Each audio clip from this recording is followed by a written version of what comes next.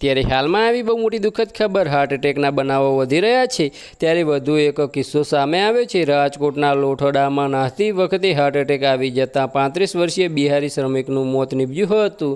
મળતી વિગતો મુજબ રવિકુમાર શિવપ્રસાદ બારી ઉંમર 35 રહે લોઠડા વિધિ એન્જિનિયરિંગ કારખાનાની રૂમમાં મૂળ બિહારની ગઈકાલે સાંજે રાજકોટ સિવિલ હોસ્પિટલમાં બેભાન હાલતમાં ખસેડાયો હતો।